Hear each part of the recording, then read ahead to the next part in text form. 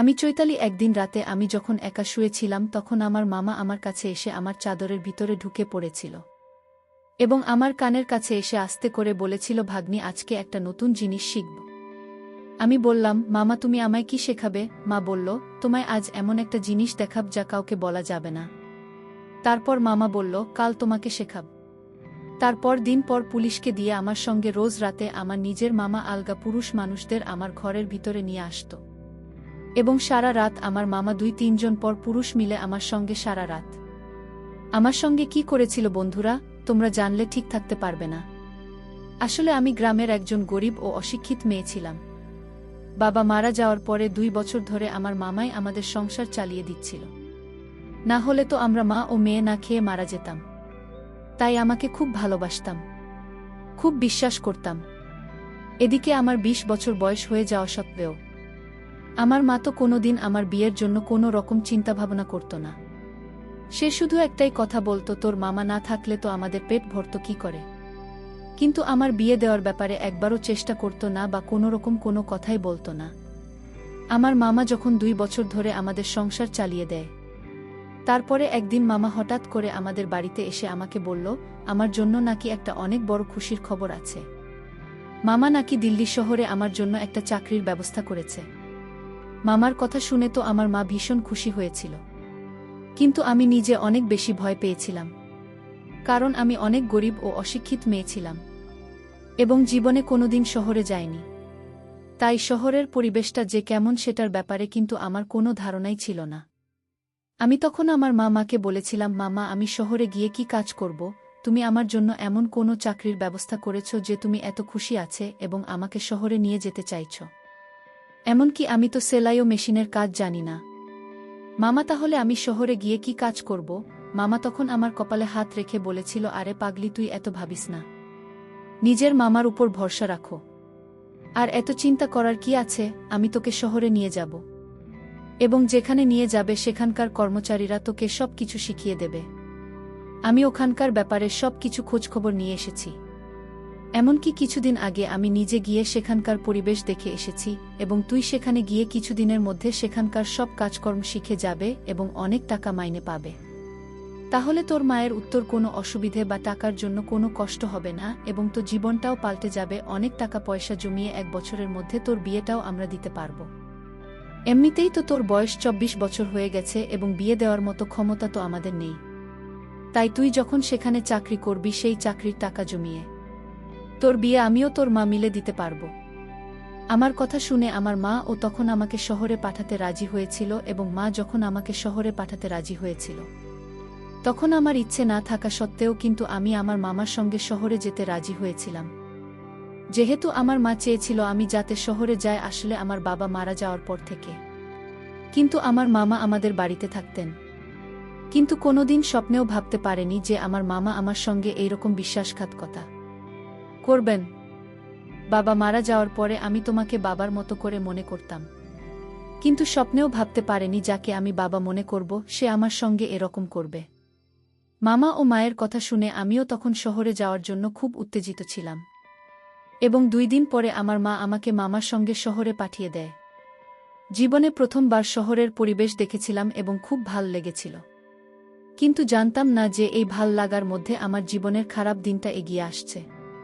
তারপর শহরে পৌঁছানোর পরে একটা গলির ভেতরে দিয়ে মামা আমাকে নিয়ে যাচ্ছিল এবং সেই গলির ভিতর দিয়ে একটা অনেক বড় বাড়িতে আমার মা আমাকে নিয়ে প্রবেশ করেছিল। বাড়িতে ঢুকতে আমি ও আমার সোফার মধ্যে বসে পড়েছিলাম এবং অত বড় বাড়িতে আমি ঘুরে ঘুরে দেখছিলাম, কারণ অত বড় বাড়ি তো আমি আমার জীবনে কখনো দেখিনি। তারপর কিছুক্ষণ পরে দোতলা থেকে একজন মোটাসোটা মহিলা নিচে নেমে এল এবং তার সঙ্গে আরও 2-3 জন পুরুষ মানুষ ছিল। মহিলাটি মুখের মধ্যে পাঞ্চি বোধ ছিল, তার কপালে একটা লাল রঙের বড় টিপ ছিল এবং তার সাজগোজ ভীষণ অন্যরকম ছিল। সে নিজের খোপার মধ্যে লাল রঙের ফুল লাগিয়ে রেখেছিল এবং অনেক গয়নাও পরেছিল। ওনাকে দেখার পরে আমি বুঝতে পেরেছিলাম যে উনি হয়তো এত বড় বাড়ির মালকিন। তারপর আমাকে ও মামাকে দেখার পরে মামার সঙ্গে ওই মহিলার কথোপকথন শোনার পরে বুঝতে পারলাম যে মামা ওই মহিলাটিকে খুব ভালোভাবে চিনি। তারপর ওই মহিলাটি আমার পা থেকে শুরু করে উপর পর্যন্ত খুব ভালোভাবে দেখতে শুরু করল এবং আমাকে দেখার পরে আমাকে বলল, কি রে বাবু, এত বয়স্ক মেয়েকে নিয়ে এসেছিস? তুই তো জানিস আমার এখানে ৩০ বছর পরে আর কোনো দাম থাকে না। আমার মামার নাম বাবলু। তখন আমার বাবলু মামা ওই মহিলার সামনে হাত জোর করে বলল, মালকিন আমার ভাগ্নে, কিন্তু একদম খাঁটি, আজ পর্যন্ত কোনো ছেলের সাথে কোনো কথা বলেনি। আপনি আমার ভাগ্নিকে কাজে লাগালে অনেক লাভবান হবেন। ওই সময় আমার মামা ওই মহিলার মাঝে কথাগুলো শুনে আমি বুঝতে পেরেছিলাম যে আমার সঙ্গে অনেক বড় অন্যায় হতে যাচ্ছিল। তারপর আমার মামার কথাগুলো শুনে ওই মহিলা আমার মামাকে নগদ ৫,০০০ টাকা দিয়ে বলেছিল, এর থেকে আর ১ টাকাও বেশি তোকে দিতে পারব না, তাই দরকার হলেই টাকাটা নিতে পারিস, আর না হলে তোর ভাগ্নিকে নিজের সঙ্গে করে বাড়ি নিয়ে যেতে পারিস। তারপর ৫,০০০ টাকা হতে নীল আমার মামা অনেক খুশি হয়ে ওই মহিলার পাথরে প্রণাম করে সেখান থেকে বেরোতেই যাচ্ছিল। ঠিক তখনই আমি সবকিছু বুঝতে পেরে আমার মামার কাছে যাচ্ছিলাম, এটা বলার জন্য যে সে আমার সঙ্গে অনেক বড় অন্যায় করেছে।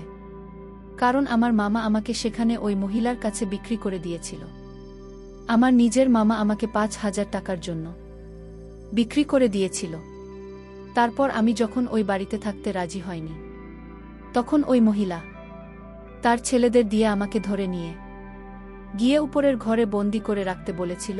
ওই সময় আমি কাঁদতে কাঁদতে মাকে বলেছিলাম, মামা আমি এখানে থাকতে চাই না, আমাকে এখান থেকে বাড়ি নিয়ে চলো, তুমি আমাকে এভাবে বিক্রি করতে পারো না, আমি বাড়ি যেতে চাই, আমাকে আমার মায়ের কাছে নিয়ে চল, দয়া করে আমায় এখানে ফেলে যেও না।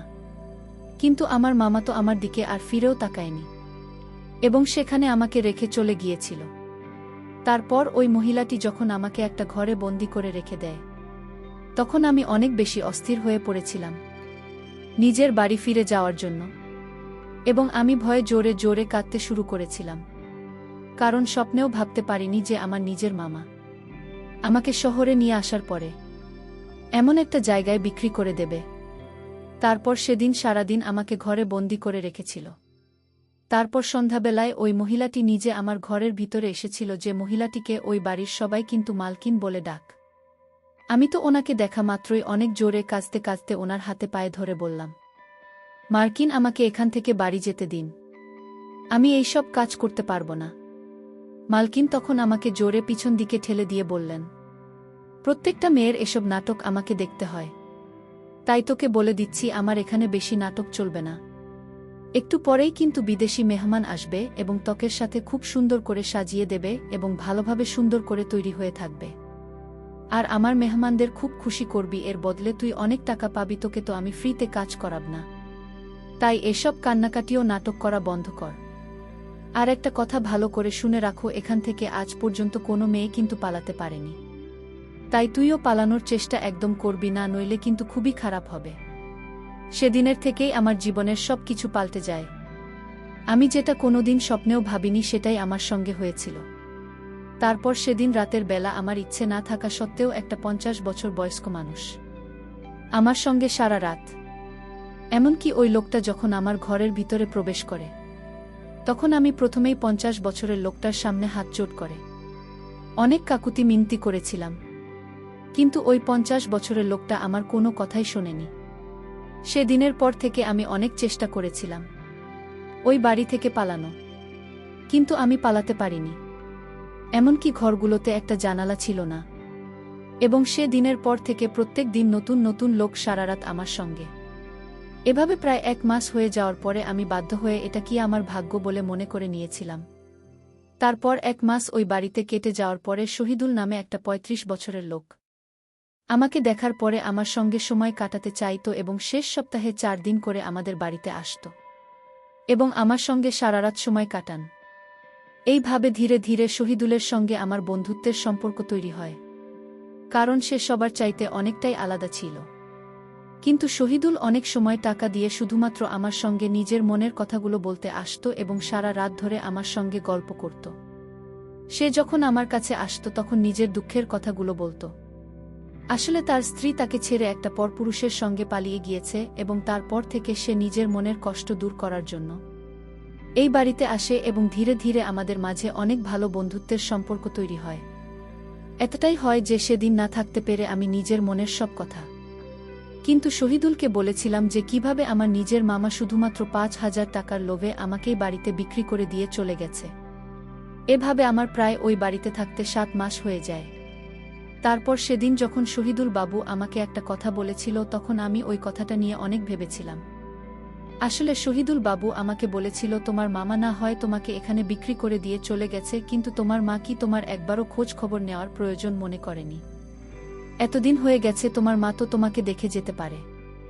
সেদিন শহীদুল বাবুর কথা শুনে আমার মনেও কিন্তু খটকা লেগেছিল।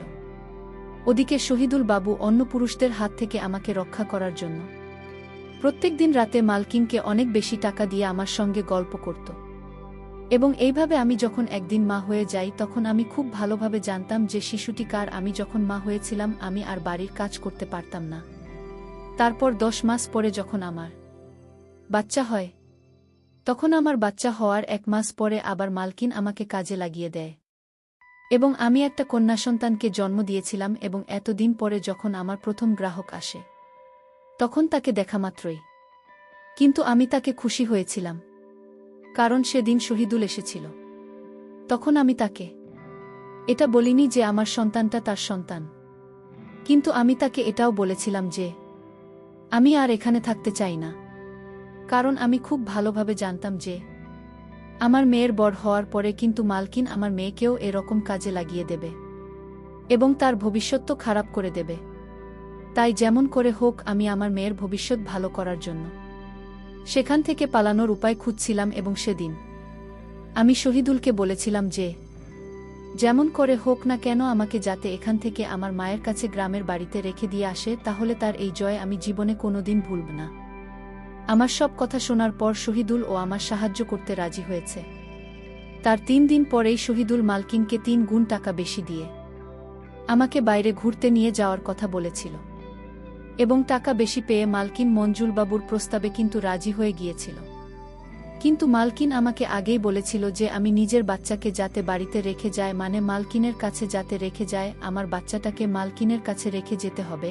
এবং আমি এই প্রস্তাবে কিন্তু রাজি হয়েছিলাম। তারপর সেদিন আমিও শহীদুল যখন চুপচাপ আমার গ্রামের বাড়ির জন্য রওনা দিই তখন কিন্তু শহীদুল বাবু আমাকে ট্রেনে বসে দিয়েছিল এবং আমার হাতে ৫,০০০ দামের একটা মোবাইল ফোন দিয়েছিল ও তার আরেকটা মোবাইল ফোনের নাম্বার আমাকে দিয়েছিল, বলেছিল কোনো কিছু অসুবিধা হলে আমি যাতে তাকে ফোন করি, আমি তোমার সাহায্য করার জন্য এগিয়ে আসব। এই কথাটা শহীদুল বলেছিল এবং মালকিন কিন্তু এরা জানত না যে আমি আমার ব্যাগের মধ্যে আমার বাচ্চাটাকে চুপচাপ ধরে নিয়েছিলাম, যেটা বাড়ির কেউ জানত না। তার পরের দিন সকালবেলা আমি যখন আমার গ্রামের বাড়ি পৌঁছে যাই তখন আমার মা আমাকে ১-১.৫ বছর পর দেখে খুব খুশি হয়েছিল। কিন্তু সেদিন রাতে আমার মায়ের আসল চেহারা দেখে তো আমার মনে হলো আকাশটা আমার মাথায় ভেঙে পড়ল। যখন আমার নিজের মা আমাকে ঘরের ভিতরে ডেকে আস্তে করে সব কিছু বলেছিল যে আমি বাড়ি থেকে আমার বাচ্চা মেয়েটাকে নিয়ে পালিয়ে চলে এসেছি, তখন আমার মামা বাড়ির মালকিনকে ফোন করে সবকিছু বলেছিলেন। আমি যখন আমার মায়ের সত্যিটা জানতে পেরেছিলাম তখন আমিও লুকিয়ে শহীদুলকে ফোন করে সবকিছু সত্যি কথা বলে দিয়েছিলাম। এবং আমি তো স্বপ্নেও ভাবতে পারিনি যে আমার মতো একজন মহিলার সাহায্য করতে শহীদুলের মতো একটা ভদ্রলোক এগিয়ে আসবেন। তারপর সেদিন রাতে ওই বাড়ির মালকিন তার ২-৩ জন চাওলাকে নিয়ে এসেছিল, আর এদিকে শহীদুল পুলিশ নিয়ে হাজির হয়েছিল। তারপর আমি আমার সমস্ত কথা পুলিশকে খুলে বলি। তারপর মামা এবং মার্কিনকে এই নিষিদ্ধ ব্যবসা করার জন্য তাকে পুলিশ ধরে নিল, আর আমার মা আমার কাছে ক্ষমা চেয়েছি, আর শহীদুল আমাকে তার পুত্রবধূ হিসাবে গ্রহণ করেছিল। বন্ধুরা, আজকের গল্পটি কেমন লাগলো তা অবশ্যই কমেন্ট করে জানাতে ভুলবেন না, আর এরকম নতুন নতুন গল্প পেয়ে চ্যানেলটিকে সাবস্ক্রাইব করে পাশে থাকবেন। ধন্যবাদ। নই